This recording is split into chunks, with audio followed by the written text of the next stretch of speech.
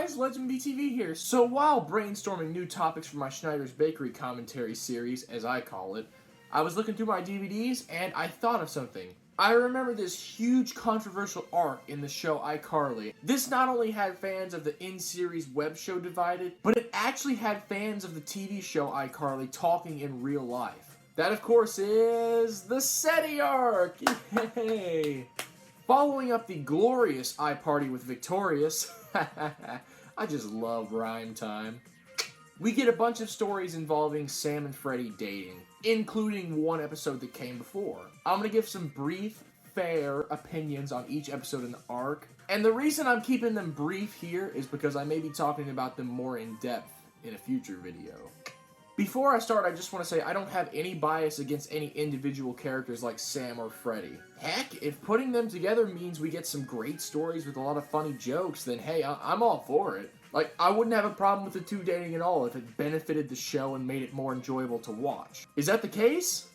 Well, we're going to begin this discussion with the episode iOMG, and I'll start off the bat by saying this episode isn't terrible. I would say the episode's main problem, though, is it's just really dull. Okay, so the story is they're at a school lock-in and they have these projects to complete, which really aren't of much importance to us as the audience aside from Carly's project, which we'll get to. So most of the story amounts to the three of them hanging out with this new intern, Brad, who we saw in the episode I Hire an Idiot after they fired the guy they did have and they replaced him with this guy. After some experiments and some talking, Carly and Freddie believe that Sam has a crush on this new guy. Then Carly tries to talk Sam into making a move on him, as well as Freddie trying to talk her into that as well. But while Freddie does that, Sam just kisses Freddie.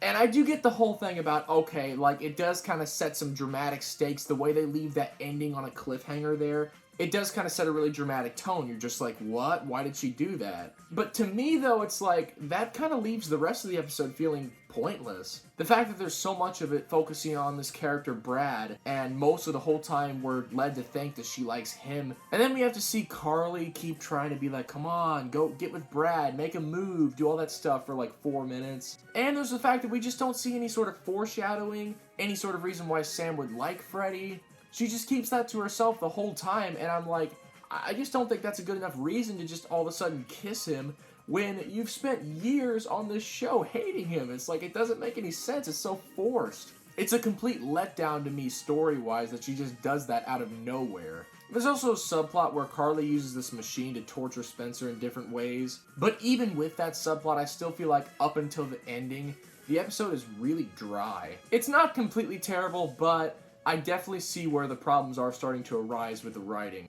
Up next, I Lost My Mind. So after kissing Freddie, Sam thinks she's literally gone mentally insane for liking him. So they have to go to a mental hospital to pick her up and take her home. That's kind of like the big hook of the episode. For positives, I do like the fact that they did get Jim Parsons from The Big Bang Theory here, and he does kind of act really unique and different, kind of in the same ways he does on The Big Bang Theory. His role in this episode is basically to say a bunch of, like, futuristic predictions because he says he's from the future. In the year 2041, the entire state of California kerplunk into the ocean. Carly and Gibby's reactions to this are quite funny. And there's also a pretty good moment about Spencer pretending to be Sam's mom in order to break her out. She's here to sign Sam's release papers. Release paper. But then he gets busted from somebody he knows, which I found that to be quite funny.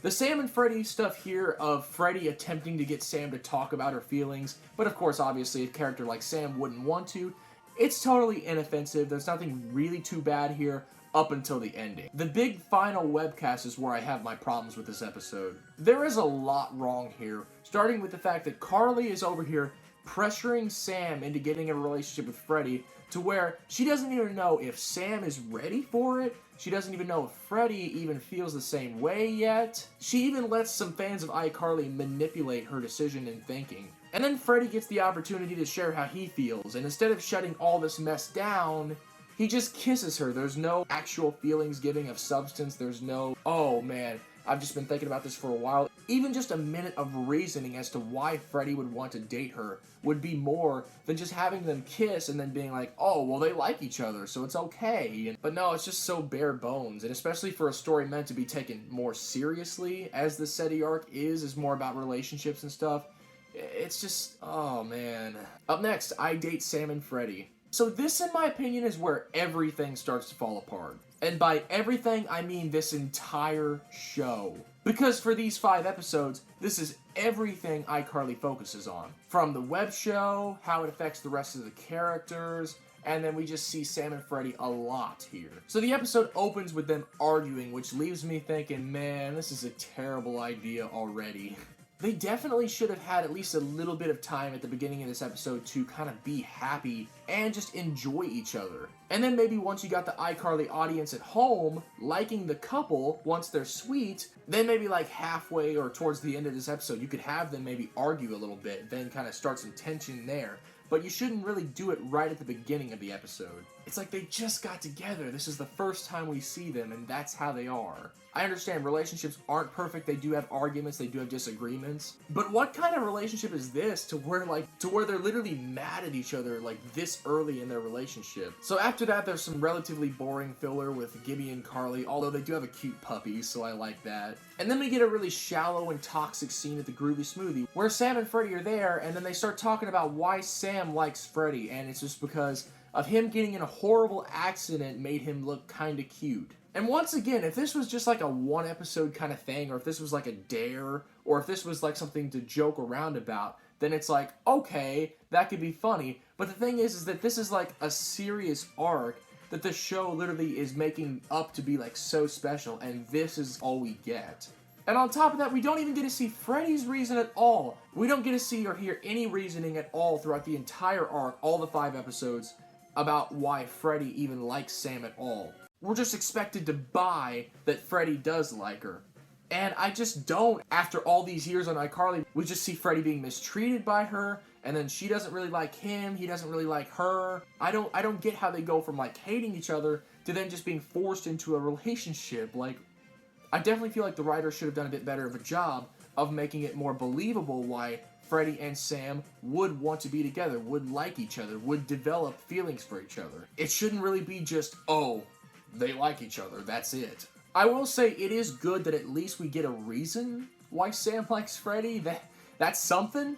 Okay, back to the story. So, there is a funny joke with Tebow where he puts a cup down and he says the smoothie's free, but the cup is worth $36. And then they start arguing about that because Freddie obviously doesn't want to pay for that. Thankfully, Tebow is funny in this episode. But what I'm wondering here is, what happened to Freddie? Like, when he fell in love with Sam, it's like his character immediately was just flanderized and completely watered down. I just thought he used to be so much more intelligent. Now he's just like some stupid average teenager in love. It's just like, what? It just seems like as soon as he starts liking Sam, he just immediately loses the ability to make rational decisions. So the whole episode's kind of about them going to Carly every time they argue, and then asking her what she thinks about the matter. Because to them, Carly is really fair and balanced, when to me it's kind of like, well, she's only fair because she's making it sound like everything is like 50-50. It's like both half Sam's fault and half Freddie's fault. Most of the time, I would say it's more like Sam's on the end of it and Freddie's just taking half the blame. Just because for a couple, it's fair for them both to get their way or something. By the time they get to their restaurant date, they're fighting so much that it is completely ridiculous at this point. I get maybe it could be so bad that it's hilarious, and the fact that it's like, wow, they're a really bad couple. Like I said, if I want to laugh at this episode, I definitely can. I could definitely enjoy it in that merit. But the intention, though, was to make this like a really huge deal. Like, this is supposed to be taken seriously. This arc is supposed to be treated like it's something big, that it's supposed to be something special for the fans, like a big present to all you people who ship Sam and Freddie. So to me, it's really pathetic just seeing them like that, especially in a public restaurant. Up next is I Can't Take It. I'm just gonna come out and say it. This is definitely the peak of the arc's craziness. An episode so badly written that I'm wondering why it didn't make more people stop watching iCarly than it did. Sam and Freddie are really toxic, and it starts to really negatively impact the lives of everyone around them. Sam starts being really mean to Gibby. Spencer feels like he has to lie to Mrs. Benson, which he hates doing. Gibby goes to Mrs. Benson's mom and then tells her that Sam and Freddie are dating, and then she hates that, obviously. Carly just seems utterly sick of the drama that's going on between her two best friends. Basically, I'm going to cut a lot of the flay pegging with this one. I think that if I did go into detail about every little thing wrong with this episode, then, like I said, it wouldn't be brief. So, the ending actually had a lot of potential. It looked like Mrs. Benson, Gibby, and to some extent Carly were all just gonna come down on Sam Puckett, for doing something really terrible to Freddie, that being ruining his application to this camp he really wanted to get into about electronics. The plan was that Mrs. Benson was going to print out the application and then show Freddie right in front of Sam. So I was on board with that idea. I was like, that definitely sounds like a good idea, and if it can get this arc to stop right there, then I would be totally happy with it. I'd be like, yes. Mrs. Benson does show Freddie the application. He does get really upset at Sam and is really disappointed in her. And it looks like they're about to break up, when out of nowhere, Gibby just switches up his mood entirely and stops Mrs. Benson from convincing Freddie to break up with Sam. Oh. Mind you, this is out of complete nowhere. There's no explanation, there's no justification, there's nothing given as to why Gibby should want Sam and Freddie still to be together. Like, what? Like, Sam literally beats him up in this episode. And she literally ruins something great for him, and it's like she doesn't even care. And then we have Carly butting in and then just convincing Freddie to be like, no, you can't break up with Sam over this. And it's just like, let the boy make his own decision. She literally just butts in because it wouldn't be iCarly if Carly didn't have her perfect little life. Like, Carly guilt-tripping Freddie, Gibby changing his mind, this makes zero sense. Needless to say, the story is just so stupid. Now look, this is coming from someone who loves iCarly. Most of the episodes of this show are really good, if not amazing. But even I know when it's time to stop and just say, I can't take it. Because wow, this is complete garbage. Finally, we have the episode I Love You, the end of the Seddie Arc. This episode revolves around Carly recommending that Sam and Freddie try different things that each other likes.